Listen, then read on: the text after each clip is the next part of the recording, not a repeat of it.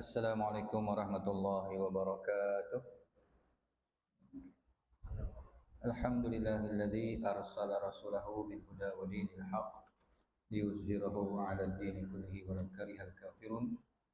Asyhadu an la ilaha illallah wa asyhadu anna Muhammadar Rasulullah. Allahumma salli wa sallim ala sayyidina Muhammad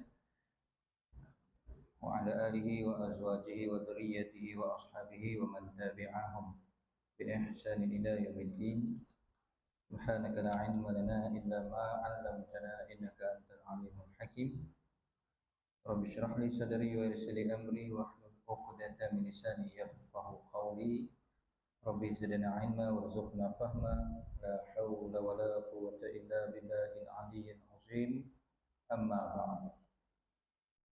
Terima kasih kepada Tuan Imam, Tuan Haji Syahri dan seluruh ahli dan kuasa masjid, pegawai-pegawai masjid, Tuan Haji, Hajjah, tuan-tuan perempuan, para hadirin sidang jemaah. Mudah-mudahan kita senantiasa di bawah naungan rahmat Allah, insya-Allah, amin. Alhamdulillah, segala puji hanya layak bagi Allah. Selawat dan salam ke atas junjungan Nabi sallallahu alaihi wasallam. Syukur yang tidak terhingga, dengan izinnya juga dapat kita bersama-sama untuk menyambung bacaan kitab Nasaihul Ibad, muka surat 25 di bawah, nasihat yang ke-22. Qala musannif rahimahullahu ta'ala wa nafa'ana bi'ulumihi fid dharain amin.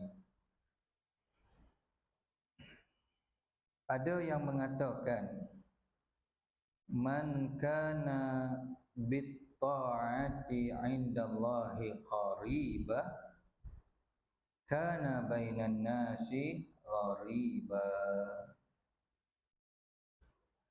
Man, barang siapa, barang siapa yang kerana berbuat taat, kana bit ta'ah 'indallah qariba, barang siapa yang kerana berbuat taat menjadi dekat kepada Allah.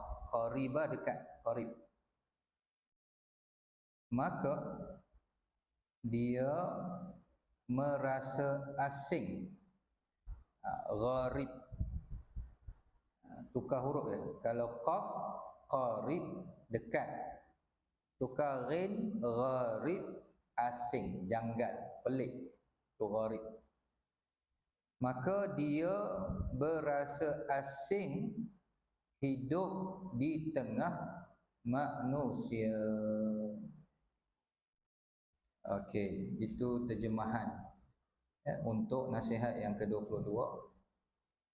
Huraiannya muka surat sebelah, muka surat 26. Orang yang telah mampu apa? Mampu merasakan kenikmatan beribadah dan mendekatkan diri kepada Allah, maka ia tidak lagi merasakan nikmat hidup bergaul dan bercampur di tengah-tengah manusia.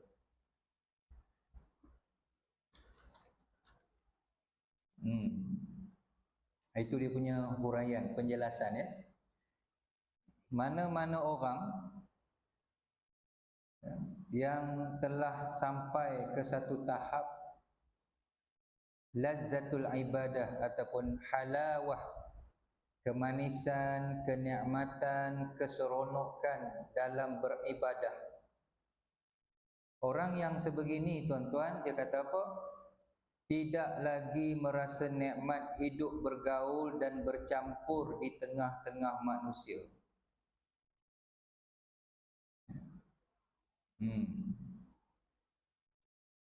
Apatah lagi, perlu juga kita buat catatan di situ, bergaul dan bercampur ni dengan manusia yang lalai lah. yang lara, ahli-ahli maksiat. Yang mungkin suatu ketika dahulu itulah kawan-kawan dia, dia pun macam tu juga, sekepala. Dia pun lara, dia pun lalai.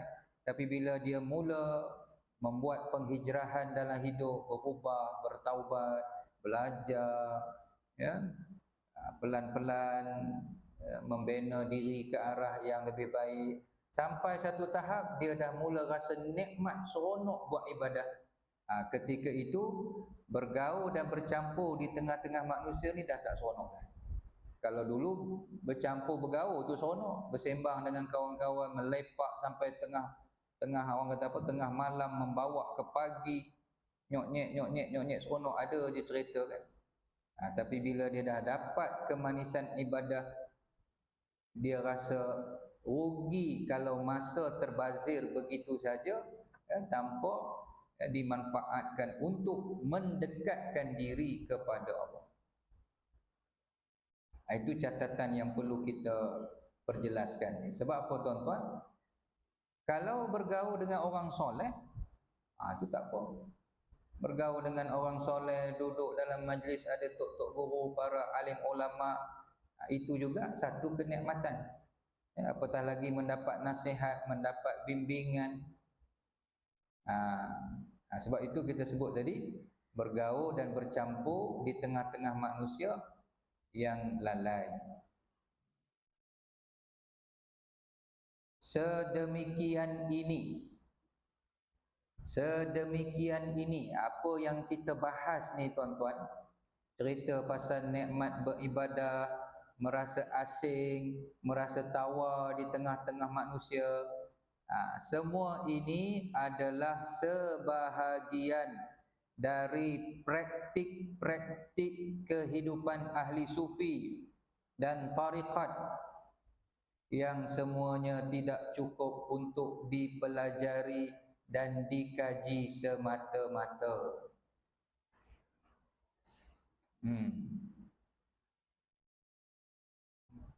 Jadi poin pentingnya ialah untuk mendapat kenikmatan dalam beribadah, kita kena praktik ilmu tasawuf tu. Ketika mana kita mempraktikkan ilmu tasawuf, itulah tarikat. Tarikat ni jalan, kita mula berjalan. Ilmu bukan duduk sekadar dalam kitab. Kalau dalam kitab tu teori kan, kita nak kena praktik, nak kena buat, sampailah Allah anugerahkan kenikmatan, kemanisan ibadah. Sebab tasawuf ni tuan-tuan, akhirnya dia benda rasa. Siapa yang tak rasa, dia tak tahu. Kita pernah sebut sebelum ni tuan-tuan, saja ulanglah bagi ingat. Contoh mudahnya apa? Kalau kita ada pengalaman pernah makan buah durian, kalau Perak tuan-tuan, antara tempat yang top, Batu Kurau, Kampung Gajah, Gopeng, itu semua tempat berantu lah. Dia punya durian ni kan sedap. Bila kita makan sedap, saya cerita dekat tuan-tuan, punya sedap, lemak, manis, gebuk, tak tahulah nak kata macam mana. Tuan-tuan boleh telan air liur je lah dengar kan. Sebab yang merasa tu saya. Selagi tuan-tuan tak rasa buah durian tu, tuan-tuan pun tak tahu macam mana apa yang saya sebut tu, gambaran dia. Yang kata tasawuf ni kena rasa. Itu dia kata praktik tu lah. Ini adalah sebahagian dari praktik-praktik kehidupan ahli sufi, tariqat, yang tidak cukup untuk dipelajari, dikaji, dibaca semata-mata. Namun apa yang lebih penting adalah untuk diamalkan. Untuk diamalkan. Amal tu pula sehingga ia akan dapat merasa. Sampailah rasa tadi. Seperti misalnya konsep berzikir.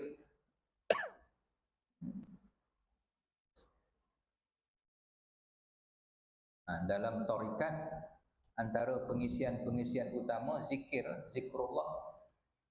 Zikir tu pula macam-macam perbahasannya, zikir lisan, zikir nafas, zikir hati.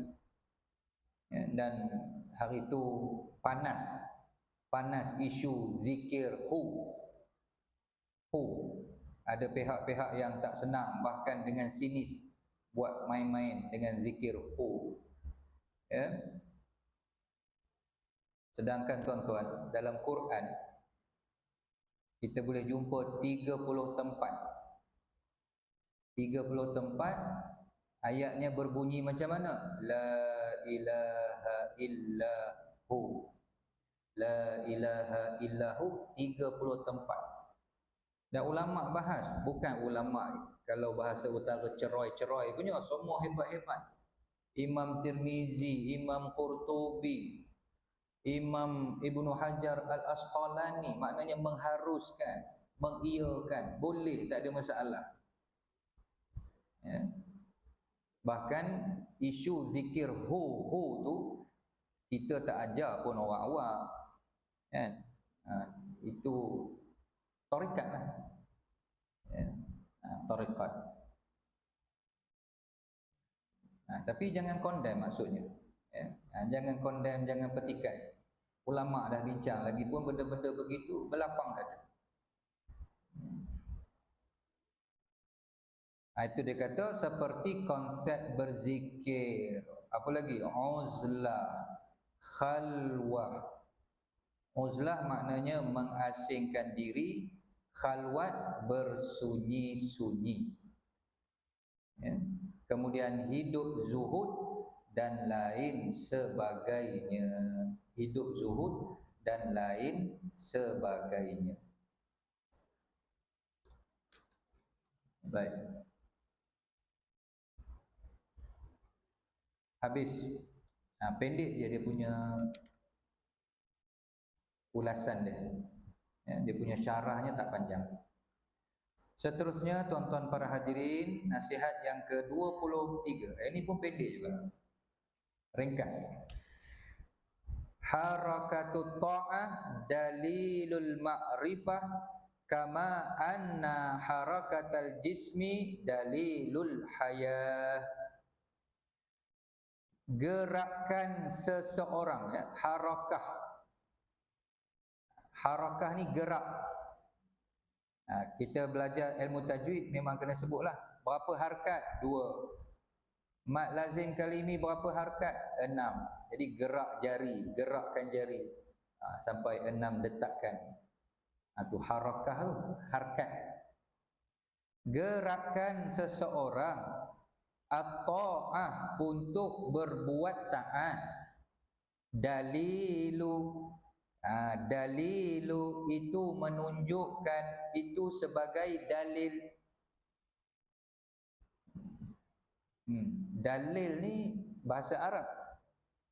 Ya, perkataan dalil itu sendiri bahasa Arab. Dalla yadullu.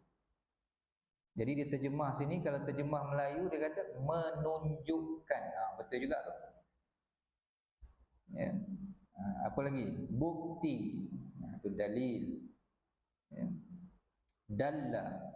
Barang siapa yang menunjukkan ke arah kebaikan, orang lain ikut, dia pun dapat pahala yang orang buat. Itu dalla, dia tunjuk. Ya. Okey. Gerakan seseorang berbuat taat menunjukkan apa? Adanya makrifat. Dalilul makrifah. Kama sebagaimana gerakan organ badan. Kama anna harakatal jismi, jisim, tubuh badan, dalilul hayah. Sebagaimana gerakan organ tubuh menunjukkan adanya hidup. Ya, bila kita bergerak, angkat tangan, kaki boleh berjalan, itu bukti kita masih hidup, masih bernyawa. Apa buktinya? Harakah tadi, gerakan organ tubuh, panca indera dan seumpama. Okey, uraian. Ma'rifah adalah mengenal Allah. Ya. Ma'rifah adalah kita berusaha untuk mengenal Allah, mengenal Sang Pencipta, Khaliq, dengan segala macam keagungan, kebesaran dan kekuasaannya.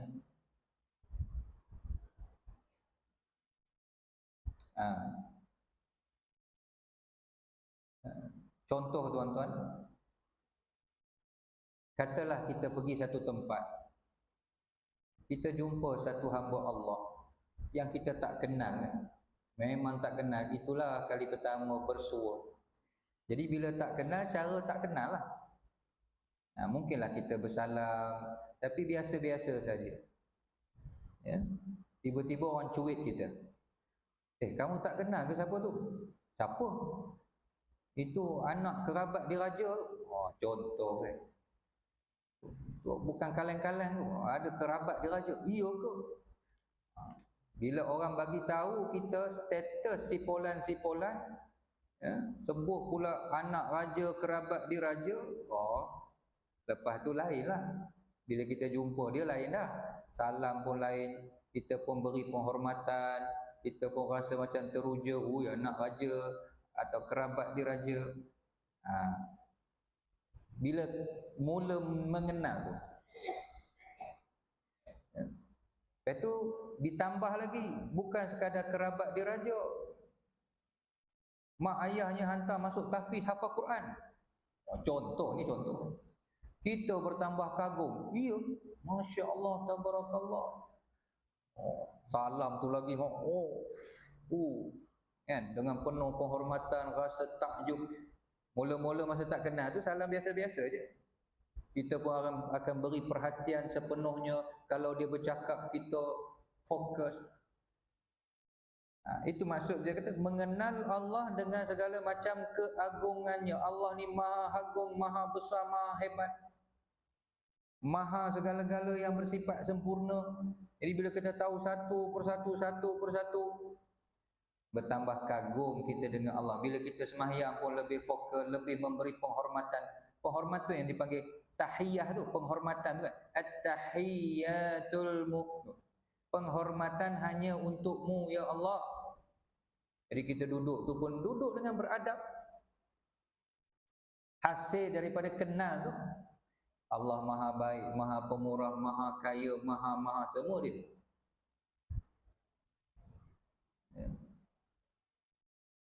Jadi bila kita lagi kenal, lagi bertambah. Kerabat diraja, hafal Quran, dermawan, suka bersedekah. Kita lagi kagum, lagi kenal, lagi kagum. Sebab itu jangan berhenti untuk terus mengenal Allah, mengenal Nabi, mengenal Islam, supaya hati kita ni penuh dengan kekaguman, takjub, mengagungkan Allah, membesarkan Allah selayaknya dengan sifat kesempurnaan.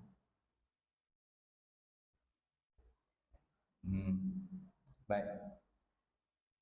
Jika seorang hamba, mana-manalah, laki, perempuan, dewasa, separuh dewasa, berumur, yang baru balik, anak muda, di kampung, di bandar, hamba melakukan perbuatan taat, mengerjakan perbuatan taat kepada Allah. Jadi hidup dia ni penuh dengan ketaatan. Ya, hidup penuh dengan pengabdian kepada Allah. Hidup berbakti, soleh. Bererti hal itu satu bukti bahawa dia telah mengenal Allah. Jadi pada hukum zahirnya tuan-tuan, ni hukum zahir lah. Dia berpura-pura tu cerita lain. Kita wallahu alam. Kita nampak hukum zahir, kalau seseorang itu hidupnya penuh dengan ketaatan, ya, rajin buat ibadat, terisi dengan kebaikan, baca Quran, zikir, tafakur, majlis ilmu, tolong orang, ziarah, macam-macam lah. Itu bukti bahawa dia telah mengenal Allah. Itu Itu tanda dia mengenal Allah. Maksudnya apa? Dia tu ahli makrifat.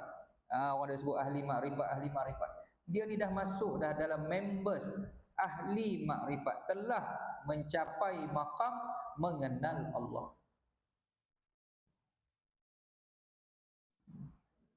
Jika semakin banyak, makin banyak perbuatan taat yang dilakukan, dia tingkatkan lagi, maka itu juga semakin mendalam, ya. Bukti, dalilul, bukti, ya, dia mengenal Allah dengan cara yang lebih mendalam lagi.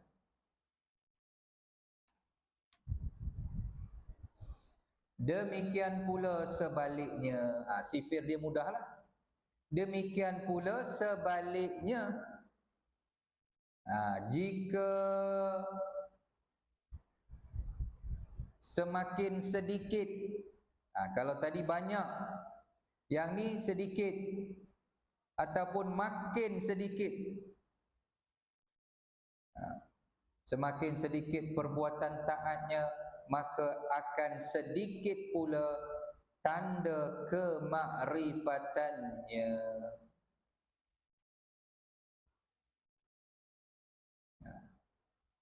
Jadi kalau sedikit amalan yang dia buat, itu tanda sedikitlah makrifahnya kepada Allah.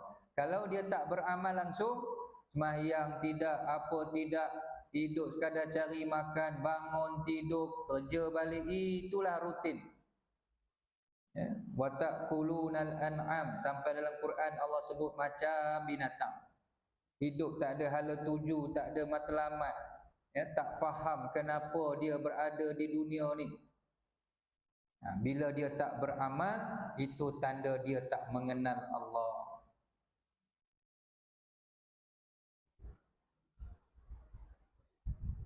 Kerana perbuatan zahir adalah merupakan cerminan dari sikap batin. Tu perbuatan zahir adalah merupakan cerminan dari sikap batin ataupun apa yang ada dalam hatinya.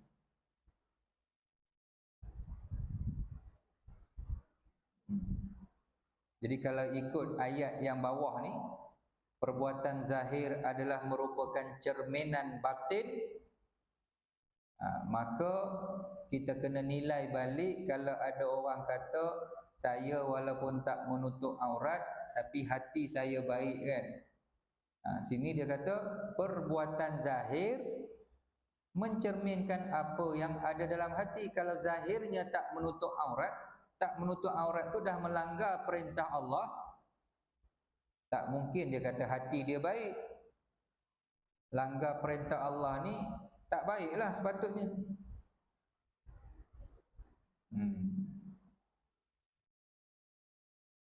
Hal ini diperkuatkan dengan adanya sesuatu gerakan pada organ tubuh. Dia bawa perbandingan tu kama, sebagaimana organ tubuh kita menjadi bukti. Kalau dia bergerak, bukti apa? Jasad seseorang itu masih lagi hidup. Tapi kalau dah keras, kaku, terbujur, memang bersedialah untuk dimandikan, dikapankan, dibawa ke kubur. Ya, dah jadi mayat. Bila bergerak, itu tanda masih hidup. Nadinya bergerak, degupan jantung ke nafasnya. Tapi kalau semua dah senyap sunyi, qalu inna lillah. Apa di sebalik tu tuan-tuan? Dia punya perbandingan tu dengan organ tubuh badan. Jadi organ tubuh badan kita lah, kalau bergerak, itu tanda masih bernyawa. Kalau dah tak bergerak, itu matilah. Jadi orang yang tak beramal dikira tidak makrifah. Orang yang tak makrifah diumpama macam orang matilah. Mati hati dia, tak kenal Tuhan, tak kenal Allah. tak kenal ke mana dia nak pergi selepas dunia ni. Umpama mati. Okey, habis. Seterusnya, pendek-pendek ni kita baca laju je. Jadi banyak sikit dapat. Ya, dah 3 dah nasihat. Nasihat yang ke-24 ini merupakan nasihat yang bersumberkan daripada hadis. Yang 2 tadi tak disebut. Tak disebut secara khusus. Ayatnya ada yang mengatakan. Ada tu siapa? Wallahu alam. Tu kata tak disebut secara khusus. Cuma andaian kita boleh fahamlah yang sebut ni dah tentu orang baik, orang soleh, para ulama, ya, wali-wali Allah barangkali. Tapi dia datang dengan lafaz umum, ada yang mengatakan. Nasihat yang ke-24, alhamdulillah, masya-Allah, ya, kita mendapat nasihat daripada Nabi sendiri yang kita sebut sebagai hadis.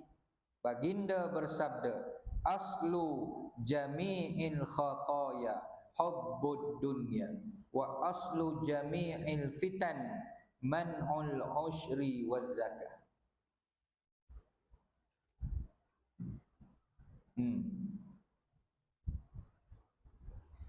Punca, aslu tu asal lah. Asal-asal, punca jami'il khataya, segala kesalahan, kelalaian. Apa punca? Nabi dah bagi tahu dah tuan-tuan. Hubbud dunya, puncanya adalah penyakit cinta dunia. Kalau kita bahas ilmu tasawuf, memang tuan-tuan selalu diperingatkan tentang hubbud dunya. Kita diasah berulang-ulang kali, ya, supaya faham sungguh, hadam sungguh, berhati-hati sungguh dengan tipu daya dunia ni. Jadi Nabi sendiri menyatakan punca berlaku kesalahan, apa lagi kemungkaran, ya, datang daripada hubbud dunya. Sedangkan wa aslu jami'il fitan, punca utama berlakunya fitan. Fitan ni fitnah. Kalau bahasa Arab disebut jamak lah. Fitan, plural. Dia punya singularnya fitnah lah, yang kita sebut fitnah tu, itu singular. Kalau banyak fitnah, fitan. Fitan. Man'ul ushur waz zakah. Sedangkan punca utama berlaku fitnah, di sini dia terbalik terjemahan tu. Tapi tak apalah, kita faham. Dia terjemah punca fitnah apa? Enggan membayar zakat, man'ul ushur, dan 1/10. Sepatutnya 1/10 tu dulu, sebab man'ul ushur wa zakah. Zakah tu last kan. Tak apalah, boleh faham. Punca berlaku fitnah, ada orang yang tak keluarkan zakat bagi mereka yang cukup syarat, ataupun usyur 1/10. Yang ni apa pula? Kita tengok nanti huraian dia, ya.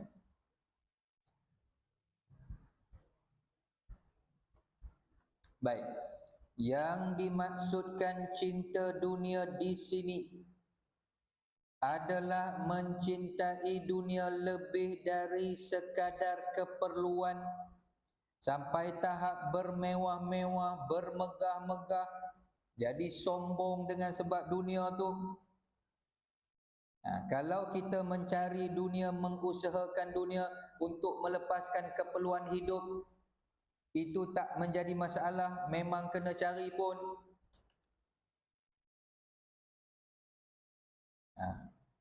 Dia kata sempadan hubbud dunia ni bila dah melangkaui sampai tahap bermewah-mewah, bermegah-megah, membazir. Duit habis begitu saja tanpa dimanfaatkan untuk agama, untuk fisabilillah, untuk majlis ilmu, kerja dakwah. Dia tak infak, tapi untuk kemewahan hidup dia je. Itu dah ada lah tanda-tanda hubbud dunia.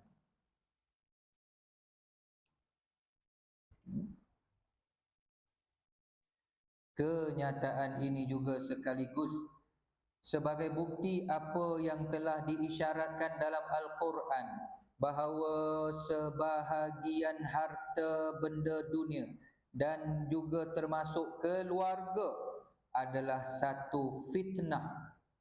Makna fitnah apa? Ujian dan petaka bagi manusia. Jadi bila sebut dunia, yang sering tergambar di benak ingatan kita, minda kita, harta benda. Lepas tu termasuk juga keluarga. Tentunya hal ini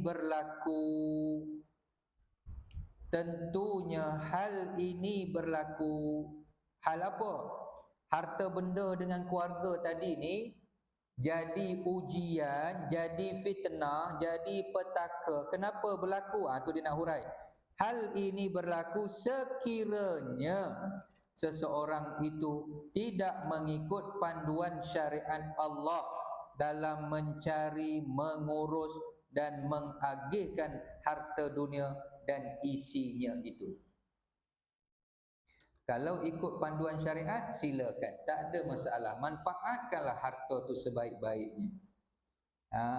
Jadikan harta itu sebagai lubuk pahala kan, sedekah, infak, bantu orang, perkukuhkan ekonomi, ekonomi ummah dan seumpama. Silakan, tak ada masalah. Harta jadi ujian, jadi fitnah, jadi malapetaka apabila dia kata tadi seseorang tidak mengikut panduan syariat Allah. Tak peduli halal haram, jadi dengki, jadi tamak, tikam belakang kawan-kawan, macam-macam lah. Duk cerita pasal harta ni. Begitu juga keluarga. Baik, dalil, dia bawa dalil.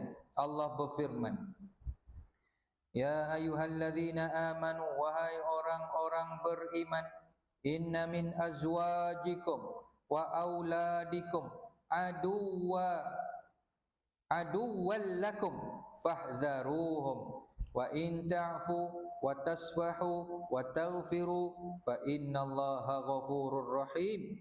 Innama amwalukum wa auladukum fitnah wallahu indahu ajrun azim. Wahai orang-orang beriman. Allah seru, Allah panggil. Dalam Quran selalulah kita ulang-ulang tuan-tuan. Ya ayyuhallazina amanu, ada sebanyak 89 kali. Allah memanggil orang beriman. Macam kita sebagai ayah panggil anak. Anak buat tak dengar je, tambah dia main game kan. Kita jerit-jerit pun dia tak dengar. Memang cerah masa depan nak kena penampar kan.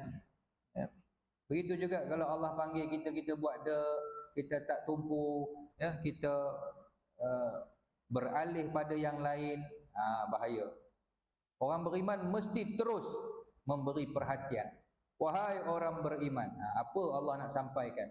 Sesungguhnya ada di antara isteri-isteri kamu, maknanya boleh jadi isteri-isteri kamu, azwaj, atau sebaliknya pasangan lah. Kalau isteri mungkin yang buat hal tu suami. Kita tak adalah borong kata semua isteri teruk. Ini cerita isteri-isteri. Ada ketika suami pun sama juga. Tengok kes.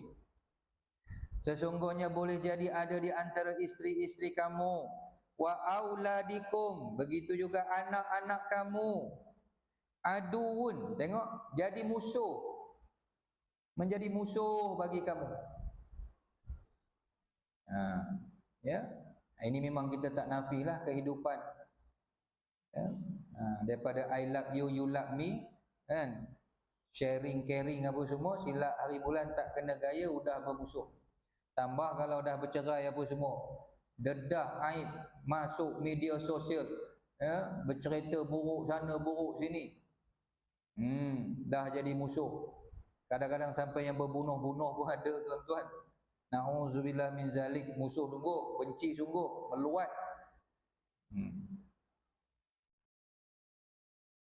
Oleh itu awaslah serta berjaga-jagalah kamu terhadap mereka.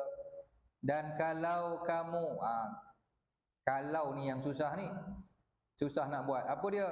Kalau kamu memaafkan dan tidak marahkan mereka serta mengampunkan kesalahan mereka, maka Allah akan berbuat demikian kepada kamu. Ini satu motivasi untuk kehidupan rumah tangga boleh bertahan. Ya? Allah kata dalam menghadapi karenah pasangan masing-masing, karenah anak memang letih, penat macam-macam hal. Wa in ta'fu, sekiranya kamu maafkan mereka, wa tasfahu, berlapang dada, wa taghfiru. Wa taghfiru ni maknanya kita kalau suami kita minta ampun. Minta ampun maksudnya, ya Allah, ampunkan dosa isteriku, ampunkan dosa anakku.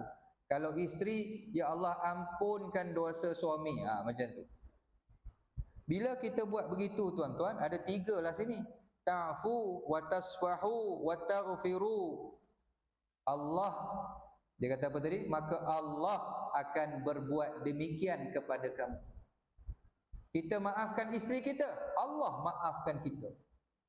Kita berlapang dada dengan anak-anak, pujuk dada ni. Ya Allah, tak apalah, korang tak cerdik lagi, tak matang lagi, budak-budak lagi. Berlapang dada. Allah pun berlapang dada dengan kita. Tu dia timbal balik. Jadi mengenangkan kita nak Allah maafkan kita, nak Allah ampunkan kita, sebab kita pun macam-macam ragam juga dengan Allah. Kan kita dengan Tuhan pun buat lebih kurang juga, malah lah itulah macam-macam. Allah perhati je. Jadi untuk mendapat keampunan Allah, dia punya petuahnya, tuan-tuan, kalau ikut ayat ni, kita pun kena maafkan orang. Tapi bukan senang lah kan. Ya? Lepas tu disusuli, sesungguhnya harta benda kamu, anak pinak kamu hanyalah menjadi ujian, tu fitnah. Innama amwalukum wa auladukum fitnah. Ayat ni banyak kita boleh jumpa dalam Quran. Allah ingatkan, harta benda, anak pinak, ya, boleh jadi ujian pada seseorang. Wallahu indahu ajrun azim. Dan di sisi Allah pahala yang besar. Ya, kalau kamu mampu bersabar hadapi semua ni tadi, Allah sediakan pahala yang sangat besar. Cuma pahala ni tak nampak, itu yang rasa boleh Parkinson tu, tuan-tuan. Kan?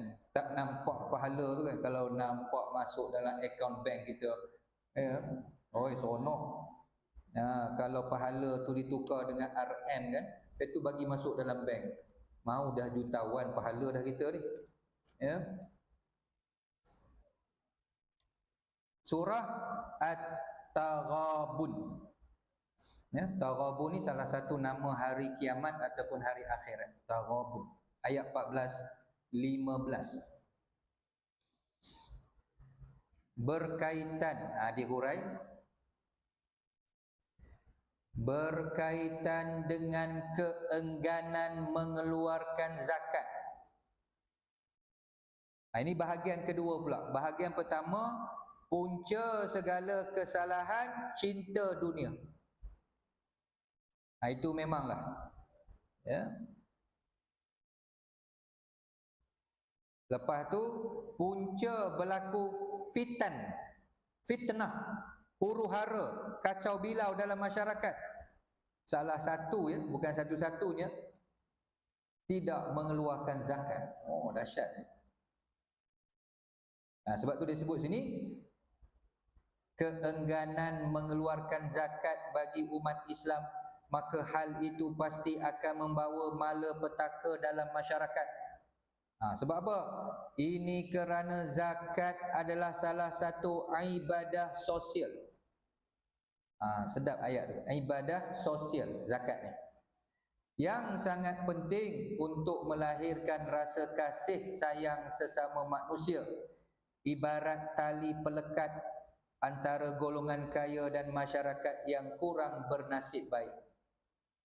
Jika umat Islam enggan mengeluarkan zakat, maka berbagai fitnah akan berlaku. Fitnah-fitnah tu apa? Seperti pencurian, rompakan yang berleluasa, ketegangan dalam masyarakat antara golongan kaya dan miskin. Status kehidupan yang tak seimbang, tak sama rata, yang kaya bertambah kaya, yang miskin bertambah kita kata papa ke dana. Sehingga dia kata apa? Mencapai peringkatnya akan membawa kepada tentangan besar, atau dalam istilah disebut revolusi. Orang miskin makin tertekan, diperhamba, diperguna, dikerah tenaga, yang kaya bertambah kaya. Lama-lama dipendam-pendam, geram, berlakulah revolusi. Hidup masyarakat jadi tak stabil, bergaduh sana, bergaduh sini, mencuri sana, mencuri sini, rompak sana, rompak sini.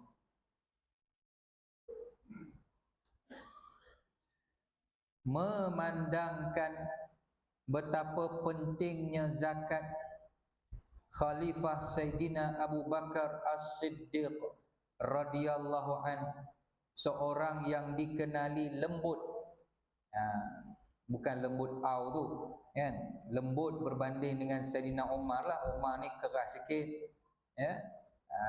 Abu Bakar ni santun, lemah lembut jiwanya. Walaupun dalam keadaan lemah lembut santun, berbeza watak dengan Sayyidina Umar. Apa Sayyidina Abu Bakar buat zaman pemerintahannya? Telah mengisytiharkan perang ke atas golongan yang mengingkari zakat. Mengingkari itu tuan-tuan boleh tambah catatan, maksudnya apa? Mengingkari kewajipan zakat. Bagi mereka zakat tak wajib. Itu yang perang tu. Tapi kalau selagi dia beriktikad zakat memang wajib, dia tahu wajib, cuma dia kedekut baik, dia je jenis haji bakhil, tak nak keluarkan zakat, itu tak boleh perang lagi. Cuma mungkin boleh kenakan tindakan lah, undang-undang takzir dan seumpamanya atas kebijaksanaan pemimpin. Tapi kalau dah mengingkari hukum wajib, benda wajib dia kata tak wajib. Siapa kata wajib? Pandai-pandai je kamu. Abu Bakar pun nasihat tak mau juga, suruh bertaubat tak mau juga, akhirnya kena isytihar perang. Maksudnya guna kuasa benteras golongan-golongan sebegini, sebab bahaya nanti merebak. Merebak dihasut sana, dihasut sini, jadi barah dalam masyarakat. Ini yang selalu kita sebut tuan-tuan, beratnya tugas pemimpin kan, menjaga agama, menjaga kesucian agama, menjaga akidah umat, memastikan syariat Allah tak ada siapa pandai-pandai nak memperkotak-katik. Benda wajib kamu kena cakap tak wajib, jangan pandai-pandai cakap tak wajib. Itu nak tukar syariat Allah, tak boleh. Tugas pemimpin lah, gunalah kuasa yang ada.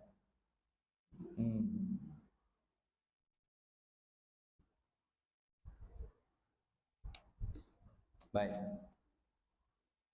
Macam kita tengok teks khutbah Sarawak minggu ni dengan minggu sudah, pihak Jabatan Agama Islam yang ada kuasa, diberi kuasa, boleh buatlah teks yang macam tu, menekankan tentang akidah Ahlussunnah wal Jamaah, Asy'ariyah, Maturidiyah.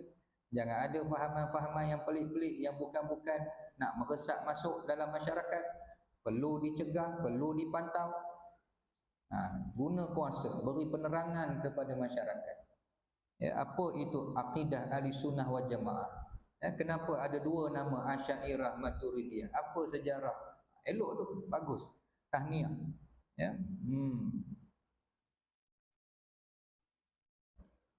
Kerana itu memang sebahagian tugas pemimpin, orang yang ada kuasa.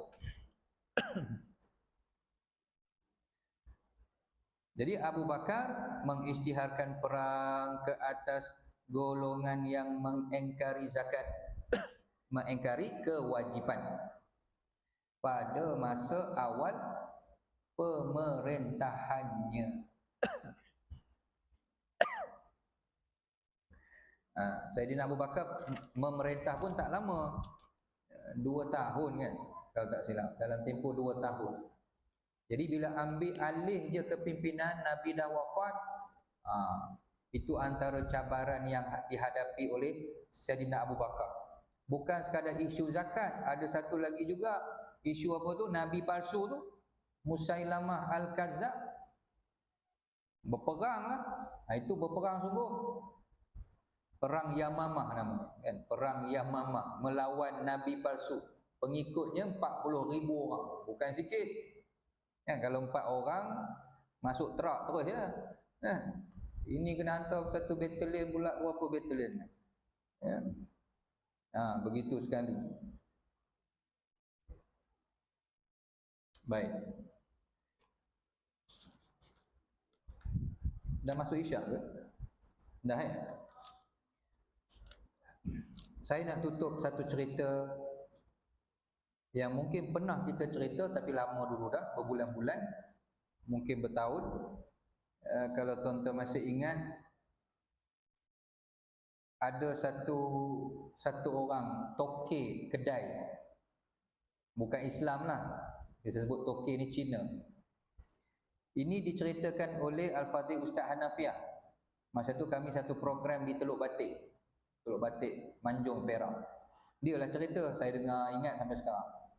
Ya, dia kata ada satu toke kedai ni Cina, perniagaannya kira macam nak tutup dah lah, tak jalan. Ni cerita lama. Dia pun jumpa satu orang haji, satu orang lebay, kalau di kampung dulu panggil lebay lah, orang-orang soleh di kampung tu. Dia tanya, haji ya, apa pasal saya meniaga tak ada untung? Kan? Mungkin dah lah tu, dia saja tanya, apa pasal saya meniaga tak ada untung?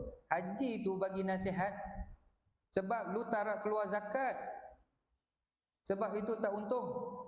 Oh, itu macam dia pergi pejabat agama, bagi tahu nak bayar zakat. Dengarkan kata-kata haji ni tadi. Dia percaya haji ni orang baik. Orang baik, orang soleh, memang ni Tuhan punya orang, kan? Nak jadi asbab tuan-tuan, dengan cara dia keluar zakat tu, perniagaan dia elok balik. Kan? Perniagaannya maju. Masya Allah, tabarakallah. Jadi masa tu Ustaz Hanafiah kata, sebenarnya zakat tu bila memberi ada sifat pemurah, sifat ialah kita korban harta kita yang kita penat-penat usaha. Allah suka sebenarnya. Orang yang pemurah ni Allah suka sebab dia sendiri Maha Pemurah. Ar-Rahman Ar-Rahim kita baca tiap-tiap hari. Bahkan pemurah Allah ni sampai orang kafir pun dia bagi, orang tak sembahyang pun dia bagi, orang yang sembah berhala pun Allah bagi. Punya pemurah, Maha Boros. Kitab-kitab dulu sebut Maha Boros Allah ni, dia bagi. Sebab tu Allah suka siapa-siapa yang pemurah. Ya. Masya Allah. Baik. Habis. Jadi begitulah ya tuan-tuan para hadirin, 3 nasihat yang dapat kita kongsi pada malam ini. Pertama tadi berkenaan beruntungnya apabila seseorang itu mendapat kemanisan dalam ibadah. Orang yang dah dapat kemanisan ibadah ni tuan-tuan percayalah, dia akan jadi orang yang ketagih, dia gian, macam tak dapat dadah lah. Ya. Dia sampai tahap tu. Yang kedua, kita kena terus mengasah makrifah. Ya, jangan berhenti untuk terus mengenal Allah, mengenal Nabi, mengenal Islam. Dengan cara belajar, duduk dalam majlis ilmu, mendengar nasihat-nasihat, daripada tok-tok guru, sehingga hati kita sentiasa mengagungkan Allah, membesarkan Allah, kagum dengan sifat kesempurnaan Allah. Kemudian yang akhir tadi, Nabi beri panduan kepada kita macam mana nak elakkan kesalahan, kelalaian, kemungkaran. Kena bersihkan hati kita daripada penyakit hubbud dunia. Dan orang yang cukup syarat berzakat, wajib keluarkan zakat. Kalau tidak, kita menyumbang kepada berlakunya fitnah dalam masyarakat. Itu yang fitan tadi. Ya, al-fitan, berlakunya fitnah, kekacauan dalam masyarakat. Habis. Sekadar itu, insya-Allah panjang umur ada rezeki, kita akan sambung nasihat yang ke-25, al-muqirru bit-taqsiri abadan mahmudun wal iqraru bit-taqsiri alamatul qabul. Ya, terima kasih atas kehadiran dan perhatian tuan-tuan. Terima kasih kepada pihak masjid yang sentiasa sudi memberi laluan untuk kita berkuliah dan menghubungkan ukhuwah, insya-Allah. Ya, tuan-tuan yang ada lebihan rezeki seperti yang diumumkan tadi, sudi-sudilah kiranya menyumbang, tabung puitis yang atas kerusi kat belakang, warna hijau. Kalau tak bawa duit, boleh ambil nombor akaun atau berjumpa dengan Dr. Hazman untuk mengikuti atau mengetahui perkembangan daripada masa ke semasa. Mohon maaf di atas segala kekurangan. Kita tanggung dengan membaca tasbih kafarah dan suratul Asr. Subhanakallahumma